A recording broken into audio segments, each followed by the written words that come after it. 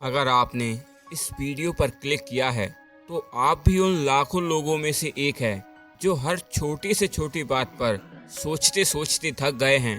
तो यह वीडियो आपके लिए है। इस वीडियो में मैं आपके साथ 5 ऐसे आसान और असरदार तरीके शेयर करूंगा जो आपको ओवर थिंकिंग के जाल से बाहर निकाल सकते हैं। मैं आपको गारंटी के साथ कहता हूं, अगर आपने ये 5 बातें सच में समझ ली तो आपकी जिंदगी से ओवर थिंकिंग नाम का शब्द गायब हो जाएगा और आप इससे छुटकारा पा सकते हैं। इस वीडियो को देखने के बाद आप मुझे कमेंट करेंगे, काश ये मैंने पहले जाना होता। आज के दौर में ओवर थिंकिंग एक ऐसा जहर बन गया है जो इंसान को धीरे धीरे अंदर से खोखला कर रहा है और अफसोस आपको पता तक नहीं चलता। अब मैं आपको ये 5 तरीके एक सरल कहानियों के माध्यम से बताऊंगा ताकि आपको आसानी से समझ आ सकें और इसे आप अपने जीवन में लागू कर सकें। रूल नंबर 1, जो तुम्हारे कंट्रोल में नहीं है उसके बारे में सोचने का कोई भी फायदा नहीं है। चलो एक कहानी के माध्यम से तुम्हें समझाता हूँ। अमन ने एक दिन एक बड़ी कंपनी में इंटरव्यू दिया।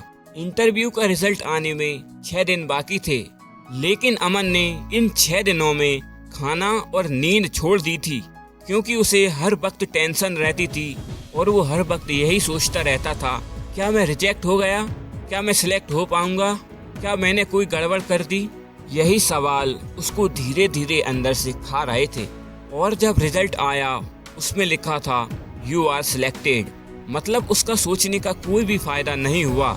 इससे आप यह सीख सकते हैं कि जो चीज़ हमारे कंट्रोल में नहीं है उसके बारे में सोचने का कोई फायदा नहीं है, क्योंकि हमारे सोचने से वो चीज़ बदल तो नहीं जाएगी। रूल नंबर 2, तुम जो सोचते हो ज़रूरी नहीं कि वो सच हो। चलो इसे मैं एक कहानी के माध्यम से सरल भाषा में समझाता हूँ। विवेक एक क्रिकेटर था और उसको लगता था कि उसकी टीम में सब उसका मजाक उड़ाते हैं। वो हर बार सोचता रहता, यह सब मेरी तरफ ही क्यों देख रहे हैं। महीनों तक यही सोचते सोचते वह थक गया और चुपचाप सा रहने लगा। फिर एक दिन उसकी टीम ने विवेक के बर्थडे पर उसे सरप्राइज दिया और कहा, विवेक तुम हमारी टीम के सबसे अच्छे प्लेयर हो और सबसे अच्छे दोस्त। विवेक को उस दिन समझ आया कि जो वो सोच रहा था वो उसका डर था, हकीकत नहीं। और आप इससे यह सीख सकते हैं कि हमारा दिमाग डर पैदा करता है, सच्चाई नहीं। रूल नंबर 3, लोग तुम्हारे बारे में जितना नहीं सोचते जितना तुम उनके बारे में सोचते हो।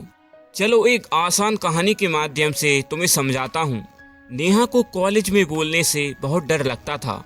उसे लगता था सब उसे देख रहे हैं, उसे जज कर रहे हैं।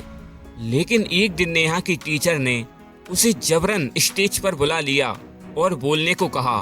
फिर नेहा ने कांपते हुए बोलना शुरू किया और नेहा ने जैसे ही बोलना शुरू किया वैसे ही पूरा स्टेज तालियों से भर गया। मतलब लोग उसकी बातें सुनकर तालियां बजा रहे थे और एक लड़की ने यह तक कहा कि काश मैं भी इतनी ईमानदारी से बोल पाती। तब नेहा ने सोचा, कोई उसे जज नहीं कर रहा है, कोई उसे नहीं देख रहा है, बल्कि लोग खुद डरे हुए हैं। इससे आप यह सीख सकते हैं कि दुनिया इतनी भी फ्री नहीं है कि हर वक्त आपके बारे में ही सोचती रहे। इसलिए जो करना है बिना शर्म बिना डर के करो। चलिए अगले रूल की तरफ चलते हैं। रूल नंबर 4, ओवर थिंकिंग से भागो मत, उसे देखो, समझो और छोड़ दो। चलो इसे एक सरल कहानी के माध्यम से समझते हैं। रिया को हमेशा लगता था कि कोई उसे पसंद नहीं करता, कोई उससे बात नहीं करता। रिया हर बार यही सोचती रहती थी कि मैं कितनी बोरिंग हूँ, लोग मुझसे बात नहीं करते। फिर एक दिन रिया ने खुद से सवाल पूछा, क्या मैं जो सोच रही हूँ वो सच है या नहीं। लेकिन उस वक्त उसके पास कोई जवाब नहीं था। फिर रिया ने एक नई दोस्त बनाई जो उसके लिए बर्थडे पर केक लेके आई। तब रिया को महसूस हुआ कि मैं तो बहुत खास हूँ, लेकिन मैं खुद को खास क्यों नहीं मानती। इससे आप यह सीख सकते हैं कि डर से मत भागो, उसकी आंखों में देखो, जवाब आपको वहीं मिलेगा। रूल नंबर 5, अपनी सोच को बाहर निकालो, एक कागज पर लिखो। चलिए एक कहानी के माध्यम से समझते हैं। अमन के दिमाग में दिन भर डर का माहौल बना रहता था क्या मैं जो कर रहा हूँ वो ठीक कर रहा हूँ या नहीं। फिर एक दिन उसने सारी बातें एक कागज पर लिखना शुरू की। धीरे धीरे उसका दिमाग खाली होने लगा, उसकी सोच साफ होने लगी और जो बातें उसे भारी लगती थीं अब वो उन्हें खुद पढ़कर हंसता था। जब सोच को दिमाग से निकालकर कागज पर रखा जाता है तो असली डर छोटा लगने लगता है। इससे आप यह सीख सकते हैं, सोच को बाहर लाओ तभी वो आपको अंदर से हल्का करेगी। तो यह थे वो 5 रूल जो आपको ओवर थिंकिंग से बाहर निकाल सकते हैं।